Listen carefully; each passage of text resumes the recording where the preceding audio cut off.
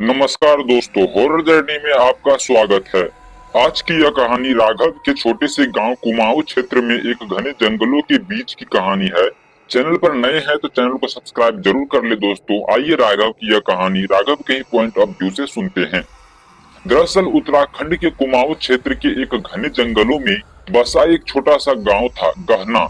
इस गांव के चारों तरफ ऊंचे ऊंचे पेड़, कुहासों से ढकी पहाड़ियां और सदियों पुराने मंदिरों के खंडर थे। कहते हैं कि एक समय यहाँ एक यक्षिणी का वास होता था, जो रात में पुरुषों को लुभाकर उनका संभोग करती थी और फिर उनकी आत्मा को चूस कर उसे मौत की घाट सुला देती थी। कई वर्षों तक यह कहानी केवल एक लोक कथा मानी जाती रही, लेकिन फिर राघव नामक एक युवक ने इस रहस्य को समझने की ठानी और तब जो हुआ वह किसी बूढ़े स्वप्न से कम नहीं था। गांव की दबी हुई एक सच्चाई। राघव एक स्वतंत्र पत्रकार था जो भारत के पुराने मिथकों, लोक कथाओं और रहस्यमयी घटनाओं पर शोध करता रहता था। एक दिन उसे गहना गांव की उस यक्षिणी की कथा के बारे में पता चला, जो रात को सपनों में आती है और फिर शरीर को निगल जाती है।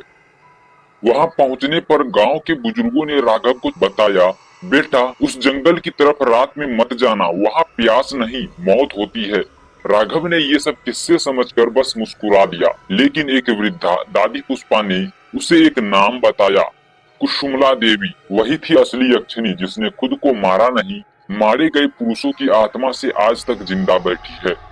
हर 2-4 दिनों पर वो किसी न किसी पुरुषों के साथ संभोग करती है और उसे मार देती है। यह सुनकर राघव थोड़ा चौंका, लेकिन उसे सच्चाई सुननी नहीं, आंखों से देखनी थी। राघव ने रात के वक्त कैमरा और टॉर्च लेकर जंगल के भीतर जाना तय किया। 2 किलोमीटर चलने के बाद उसे एक पुराना टूटा फूटा मंदिर दिखाई दिया। मंदिर के बाहर लिखा था, देवी कुसुमला का वास।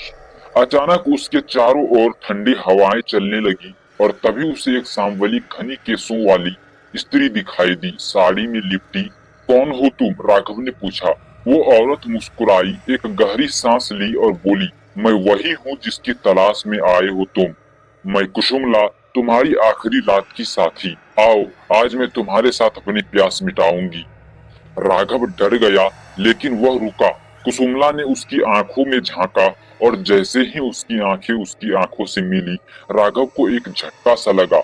उसका शरीर सुन्न हो रहा था और उसे एक अजीब सी कामुक तृष्णा महसूस हो रही थी, जैसे कोई उसे अंदर ही अंदर खोखला करता जा रहा हो। राघव को महसूस होने लगा जैसे उसका शरीर आग में जल रहा हो।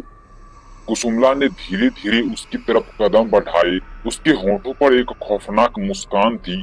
उसने राघव के कान में फुसफुसाया, तुम्हें पता है, पुरुषों की आत्मा संभोग के चरम पर सबसे कमजोर होती है और वही मैं उसे पकड़ लेती हूँ। राघव पूरी तरह उसके वश में था। वह चाहकर भी कुछ नहीं कर पा रहा था। कुसुमला ने उसके गाल को चाटा और उसे मंदिर के अंदर खींचा, जहाँ एक बड़ा सा पलंग बिछा हुआ था। वहाँ एक दीवार पर मुरझाए हुए फूल, राख और कई कंकालों की माला लटकी हुई थी। राघव ने देखा, हर खंभे पर किसी न किसी पुरुषों का चित्र उकेरा गया था, जैसे वे सब भी कभी उसके जैसे ही यहाँ आए थे। कुसुमला ने अपना स्पर्श उस पर डाला और राघव धीरे धीरे चेतना खोने लगा। तभी उसके हाथ एक पुराना ताबीज छू गया, जो गांव की दादी पुष्पा ने उसे दिया था।